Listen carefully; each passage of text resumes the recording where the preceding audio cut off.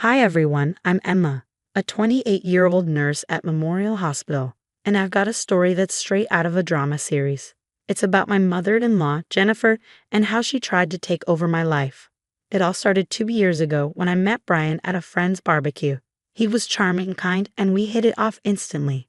After a whirlwind romance, we tied the knot in a beautiful ceremony. That's when I first noticed something odd about Jennifer. At the time, I chalked it up to wedding stress.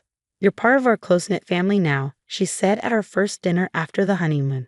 "I'll guide you through everything." I didn't realize that her guidance was code for control. Things escalated after I got pregnant with our daughter, Esla. Jennifer's true colors came out. She started showing up unannounced, saying things like, "A first-time mother needs her family close by." She'd barge into our home, take over tasks without asking, and constantly instruct Brian. "Make sure Emma doesn't lift anything heavy. In fact, I'll come by every day to help." My best friend Julia, who works with me at the hospital, was the first to notice something was off. During one of Jennifer's surprise visits, she whispered, "Girl, is she always like this?" as Jennifer reorganized my kitchen cabinets without so much as a word to me. "She means well," I said, though I was starting to feel uneasy. After Isla was born, things went from bad to worse. Jennifer criticized everything: how I held the baby, how I fed her, even how I dressed her. "The baby needs another layer, Emma." Really, in my day, we knew how to care for infants properly. My parents, Sonia and Alexander, lived 2 hours away and tried to support me from afar. "Sweetheart," my mom reassured me during one of our calls, "you're doing a wonderful job with Isla. Don't let anyone tell you otherwise." But Brian, he didn't see the problem. "Mom's just trying to help, babe. She raised me just fine, didn't she?" he'd say whenever I brought it up. "That's not the point," I argued. "I feel like she's taking over our lives." Jennifer even started telling neighbors she was practically raising Isla because I worked full-time. Such a shame. I overheard her telling Mrs. Parker next door. "Mothers these days choose work over their babies. Thank goodness I'm here to step in." Julia became my rock during those early months. "Document everything," she advised. "Every criticism, every unannounced visit, every time she undermines you.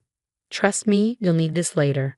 At the time, I didn't understand why she was so insistent, but I followed her advice. Then came the day that changed everything. Asla was 3 months old, and I had just finished feeding her when Jennifer barged through the front door without knocking. Why isn't she in the outfit I bought her? And honestly, Emma, breastfeeding again. I brought formula. It's so much better for tracking how much she eats. I was too stunned to respond. This became a pattern. She showed up daily, sometimes multiple times, and even inserted herself into Isla's first pediatrician appointment. While Dr. Thompson and I reviewed Isla's growth chart, Jennifer burst into the exam room. "I simply had to be here," she announced. "A grandmother has every right to know about her grandbaby's health. Now, doctor, I've noticed some concerning things about how she's being fed." "Ma'am," Dr. Thompson interrupted, "I'll need you to wait outside. This is a private appointment." That night, Brian and I had our biggest fight yet. "Your mother completely undermined me at the doctor's office," I said. "She's just concerned about Isla. Why are you always so defensive?" He shot back. "Defensive? Brian, she's telling everyone I'm an unfit mother. Mrs. Parker asked me if I leave Isla crying for hours while I chat on the phone." Things took an even darker turn when Julia came over one afternoon.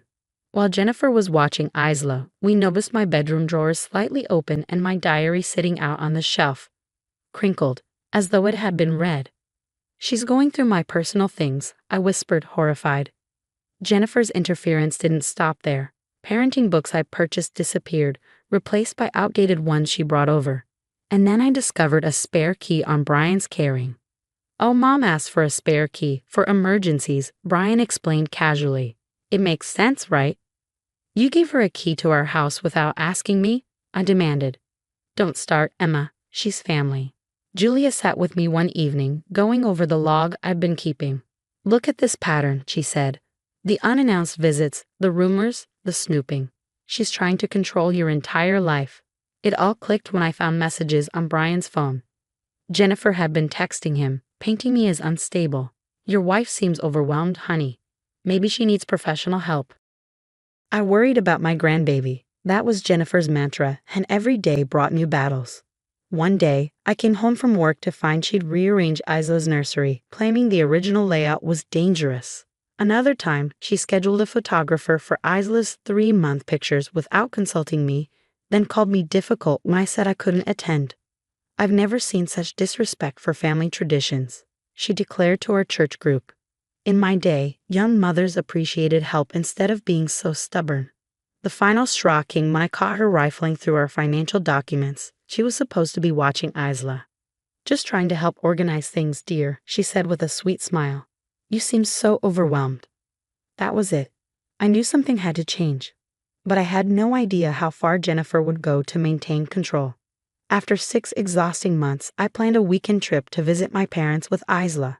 They haven't seen their granddaughter in weeks. "We'll leave Friday after my shift," I told Brian. "You're going to your parents?" "Well, I'll come too. Isla needs my supervision during the car ride," Jennifer announced. "No, Jennifer, this is my time with my family." "Your family?" Her voice sharpened. "I am your family. Brian, tell your wife she's being ridiculous." Brian shifted uncomfortably. "Maybe Mom could come." "Absolutely not. I'm taking my daughter to see my parents." Jennifer's face flushed red. "If you take my grandbaby without proper supervision, I'll be forced to take action. You're clearly not thinking straight." "Are you threatening me?" I asked, my voice steady but firm. "I'm protecting my granddaughter." I packed our bags anyway, and Friday afternoon, Isla and I hit the road. 20 minutes into the drive, my phone blew up with frantic messages from Brian. "Mom's hysterical. She's saying you've kidnapped Isla. Come back now." Then my parents called. "Emma," my dad said, his voice tight, "the police are here. They're saying something about a kidnapping."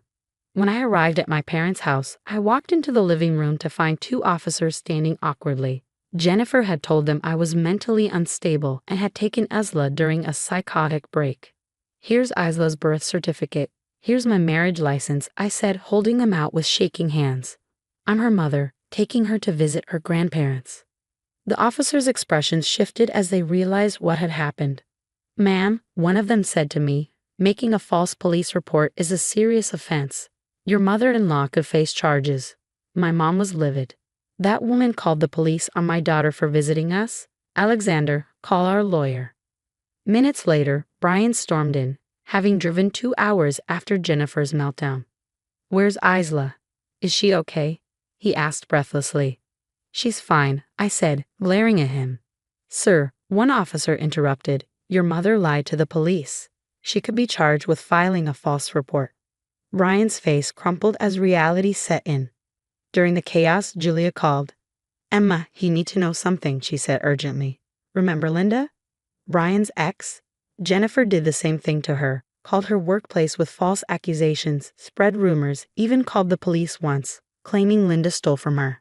"I found her on Facebook. She's willing to make a statement." Brian overheard everything on speakerphone. His face went pale. "There's more," Julia continued. "3 other women in your church group reached out to me. Jennifer's been doing this for years, controlling, manipulating, destroying relationships. They're all willing to come forward." The police left with a warning for Jennifer, and Brian collapsed onto my parents' couch, his head in his hands. "I had no idea," he whispered. "All these years, Mom's been. Now you know why I had to get away," I said. My phone buzzed again and again with Jennifer's desperate messages. She was telling everyone I'd had a breakdown and kidnapped Isla. But this time, her lies would cost her everything. "No more playing nice," Brian said, looking up at me. "That woman needs to face consequences." He was right. Looking at my sleeping daughter, I knew I had to act. With Julia's help, I compiled everything: text messages, witness statements, photos, and a detailed log of incidents. My parents hired a top-notch attorney who specialized in family law.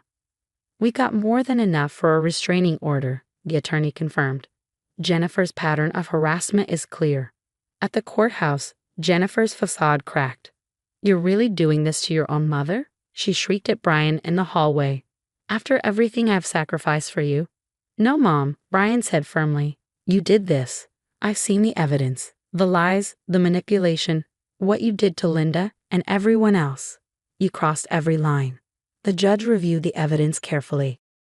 My documentation included statements from Linda and 3 other women Jennifer had terrorized over the years. Your Honor, I began, my voice steady. She even enlisted her friend, Officer Tom, to perform unauthorized background checks on me and my family. She used that information to threaten and harass us. That revelation sparked an immediate internal affairs investigation. Officer Tom faced suspension and possible termination for misusing police resources at Jennifer's behest. The case took an unexpected turn when Samantha, Brian's sister-in-law, arrived to testify. Her voice shook as she shared her story.